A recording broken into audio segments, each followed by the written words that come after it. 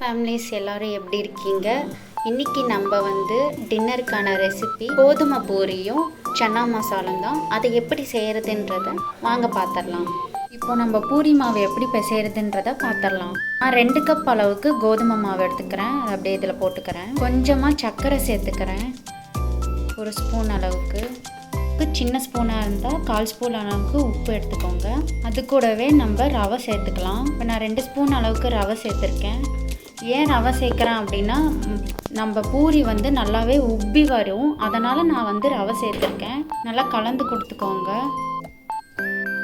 கொஞ்சம் கொஞ்சமாக தண்ணி விட்டு கலந்துக்கோங்க. அதிகமாக தண்ணி விட வேண்டாம். எப்போவுமே பூரி மாவு பிசையும் போது நல்லா அழுத்தம் கொடுத்து பிசைஞ்சால் நல்லா சாஃப்ட்னஸ் கிடைக்கும் மாவு. ஆரம்பத்தில் சொல்கிற மாதிரி தான், எப்போவுமே தண்ணியை அதிகமாக விட்டுறாதீங்க. ஆரம்பத்திலே கம்மியாக சேர்த்து மாவை பிசைங்க.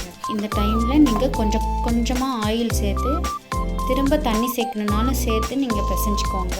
நான் இப்போ ஆயில் சேர்க்குறேன் கொஞ்சமாக.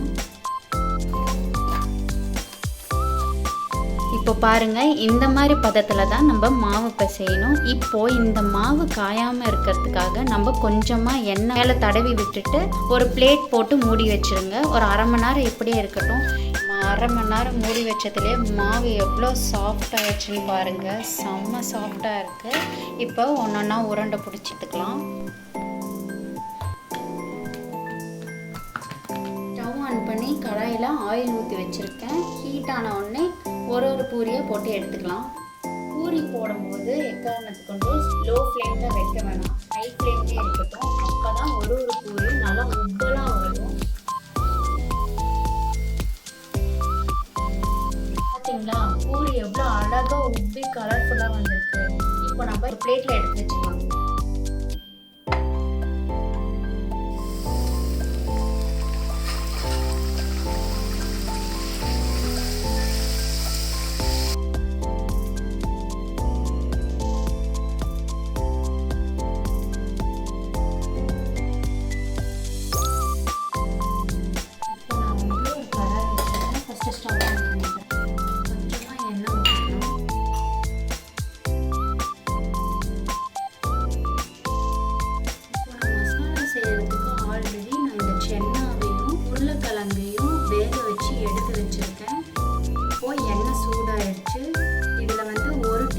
சோம்பு, 1/4 டீஸ்பூன் சீரகம், 3 லவங்கம், துளியோண்டு பட்டை, இது மொத்தத்தையும் இதில் போட்டுடலாம்.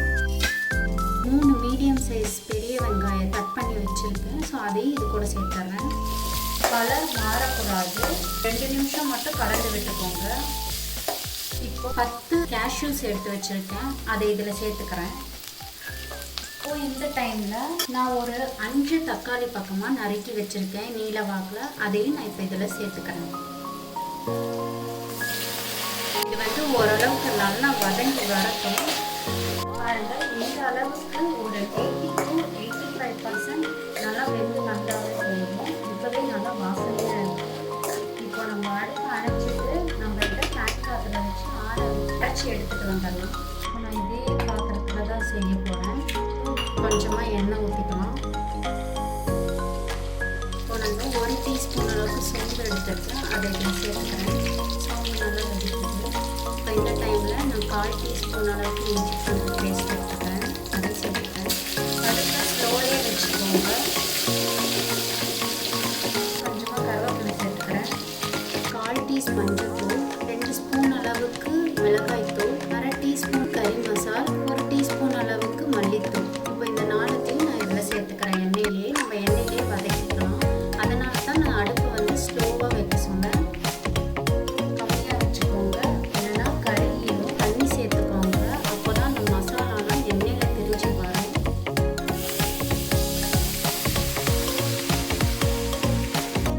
எண்ணெய் பிரிஞ்சு வந்துருச்சு. இப்போது நம்ம அரைச்சி வச்சிருக்கிற இந்த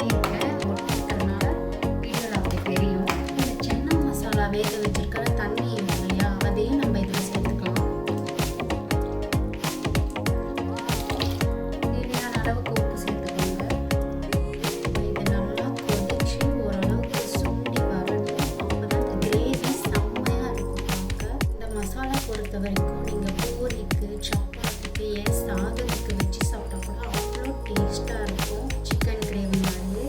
மறக்காமல் நீங்களும் ட்ரை பண்ணி பார்த்துட்டு கமெண்ட்டில் எப்படி இருக்குன்றது சொல்லுங்கள். பாருங்கள் எவ்வளோ தண்ணி ஊற்றணும், நல்லா சுண்டி சன்னா மசாலா எப்படி சூப்பராக ரெடியாக இருக்குன்னு பாருங்கள்.